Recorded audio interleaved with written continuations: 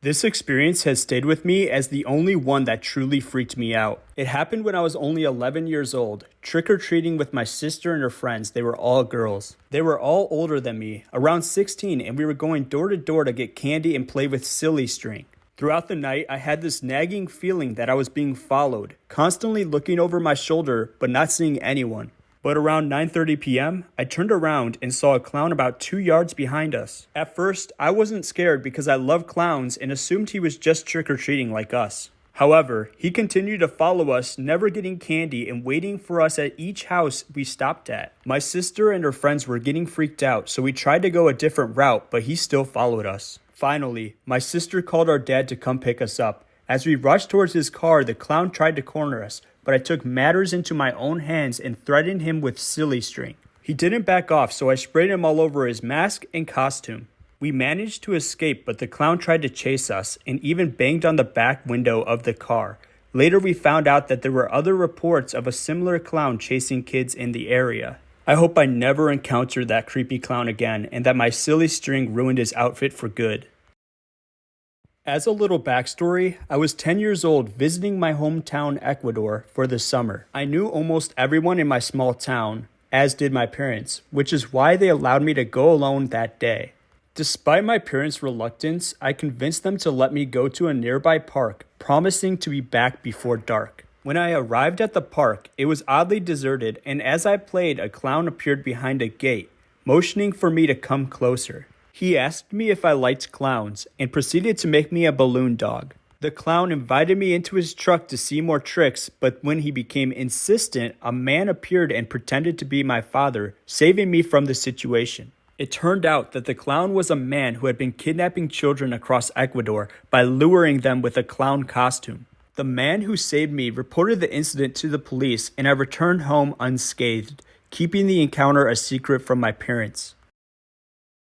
I shared this story in a different thread before, but never here, and it is entirely true. It happened in the late 1980s when I was on summer break from college. 2 years earlier, my father had bought an old house with plans to tear it down and build a new home. The house had an unconventional floor plan with 3 bedrooms that were like separate apartments, each with its own bathroom, outside entrance, and a door leading to the common area, living room, and kitchen. It was possible that it was originally intended as a boarding house. The house was entirely made of wood, and nothing was ever painted or plastered, which gave it a creepy vibe. My dad let 3 of my friends live there for free in exchange for keeping an eye on the place while he waited for permits and financing. They had a lot of parties, but my dad didn't mind as long as the neighbors didn't complain. I also attended a few parties when I was lucky enough to be home from college. Eventually, 2 of my friends moved out, leaving one friend to watch the mostly empty house alone. He was not the type to be afraid of living alone in a half-empty house, so he was okay with the situation. But one afternoon, I was at home when my friend called, and he sounded terrified. He told me to call the police and meet him outside the driveway of the house, but not to go in. He said that there was a crazy clown in the house. Apparently, he had been sick with the flu in bed for 2 days, and when he finally felt well enough to go to the kitchen to get something to eat, he ran into a crazy woman dressed in a clown suit and makeup who started screaming at him. He then ran out of the house and called me from a nearby gas station in a panic. I called the police and drove to the house, which was about 2 miles away. I found my friend on the sidewalk in front of the house, and he was really shaken up. When I asked him to describe what he saw, he kept saying that there was a crazy clown woman in the house. He described her as wearing a white clown suit with red makeup smeared all over her face. He looked really bad, and he was starting to freak me out too. I had no intention of going into the house to investigate his story. After what felt like eternity, a cop arrived. My friend told him the same story.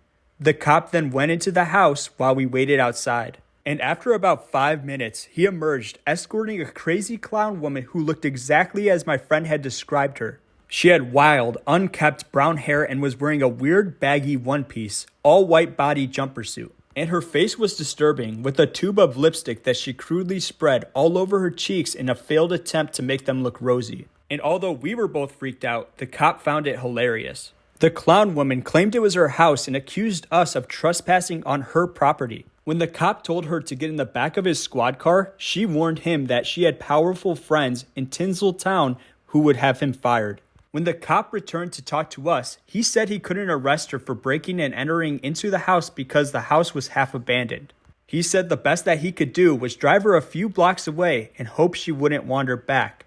This, of course, freaked us out even more. Fortunately, when they ran a background check on her, they discovered she had an outstanding warrant and would be going to jail. That was the last time we saw her. When we got back into the house, we discovered unsettling graffiti on the kitchen cabinets scrawled with the same red lipstick that the clown woman smeared on her face. In addition, we found a 10-day-old fish in the fridge that my friend neglected to eat, which she had cooked and consumed on the stove. What was truly frightening, however, was the fact that this deranged woman had been in the house with my sick friend for at least a day while he was in a semi-delirious state with the fever. While she posed no threat, we could not be sure what she would have done had she stumbled upon him while he was sleeping. And shockingly, his bedroom door had been left unlocked the entire time, yet she never attempted to enter his room, or so we believed. One of the things that she wrote on the cabinets in lipstick was her name. While I'm not allowed to disclose it here, I googled it and found a mugshot that was taken of her some years later.